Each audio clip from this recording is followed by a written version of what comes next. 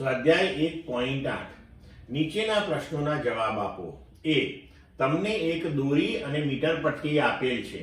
તમે દોરીની જાડાઈ કેવી રીતે નક્કી કરશો? બી. એક સ્ક્રૂ ગેજમાં પેચ અંતર 1 મિલીમીટર અને વર્તુળાકાર સ્કેલ પર 200 વિભાગ છે.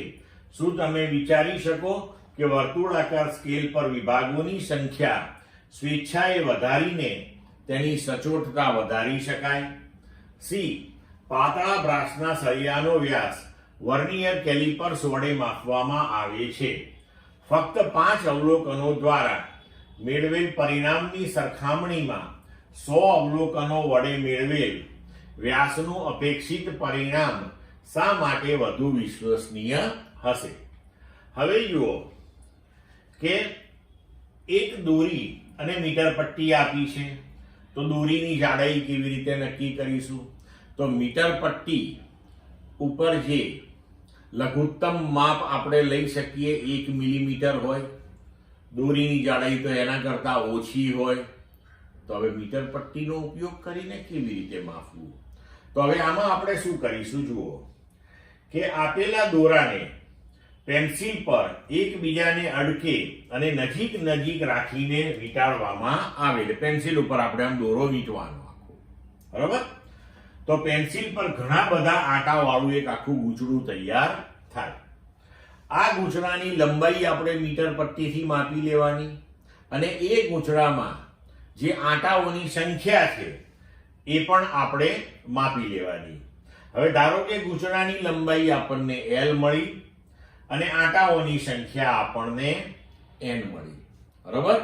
તો આપણે કહી શકીએ કે N આટાની જાડાઈ L છે, તો એક આટાની કેટલી? તો આ વિતરી રાશિથી આપણે સરળતાથી લખી શકીએ કે દરેક આટાએ મેળવેલી લંબાઈ એટલે કે જાડાઈ દોરીની બરાબર L ભાગ્યા N. તો આ જાડાઈ દોરીના વ્યાસ જેટલી હોય અને આ રીતે દોરીની જાડાઈ શોધી શકાય છે. હવે બીજો પ્રશ્ન. એક સ્ક્રૂ ગેજમાં પેચ અંતર 1 મિલીમીટર અને વર્તુળાકાર સ્કેલ પર 200 વિભાગ છે. શું તમે વિચારી શકો કે વર્તુળાકાર સ્કેલ પર વિભાગોની સંખ્યા સ્વેચ્છાએ વધારીને તેની સચોટતા વધારી શકાય? તો હવે અહીંયા તમે જુઓ કે સ્ક્રૂ ગેજનું લઘુત્તમ માપ જે છે એનું સૂત્ર આપણી પાસે છે કે પેચ અંતર ભાગ્યા વર્તુળાકાર સ્કેલ પરના કાપાની સંખ્યા. તો અહીંયા દેખીતી રીતે જ આપણને લાગે કે 1 ભાગ્યા આપણે અહીંયા 200 લખીએ તો આ 200 જે છે કાપાની સંખ્યા એ આપણે વધારીએ તો લઘુત્તમ માપ ઘટે. તો વર્તુળાકાર સ્કેલ પરના કાપાની સંખ્યા વધારીએ તો સ્ક્રૂ ગેજનું લઘુત્તમ માપ ઘટે છે. નો ડાઉટ એનાથી માપન પણ તમને ચોકસાઈ વાળું મળે. પણ તકલીફ અહીંયા એ છે કે અહીંયા આગળ ગોળાકાર ભાગ પર વધારે સંખ્યામાં સરખા અંતરે કાપા પાડવાનું મુશ્કેલ કામ છે, બરોબર?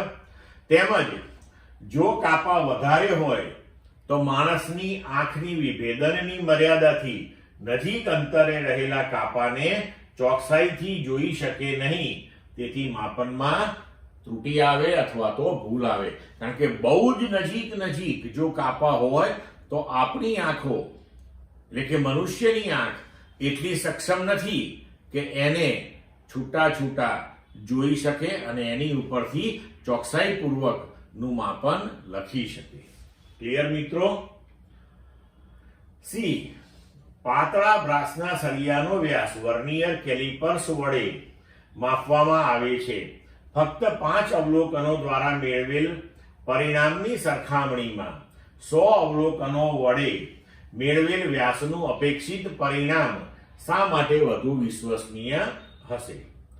તો આપણે જાણીએ છીએ કે કોઈ ભૌતિક રાશિનું માપન કરીએ ત્યારે તેની અંદર અવ્યવસ્થિત ત્રુટિ એટલે કે એ માપનમાં કંઈક ને કંઈક ક્ષતિ, કંઈક ને કંઈક ભૂલ તો આવે.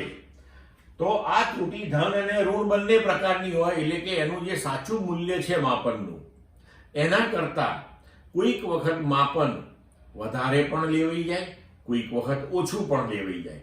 તો એને આપણે ધન અને ઋણ એમ બે પ્રકારની ત્રુટી કહીએ છીએ.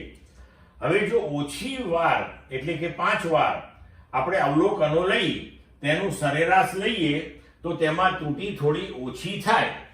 પણ જો વધારે સંખ્યામાં તમે અવલોકનો લઈ અને એનું સરેરાશ લો, એની ત્રુટીઓનો સરવાળો કરો ધન અને ઋણનો, તો જ્યારે અવલોકનોની સંખ્યા વધારે હોય ત્યારે અવલોકનોની સંખ્યા વડે આપણે એને ભાગીએ એટલે માપનની ચોકસાઈ વધારે આવે છે.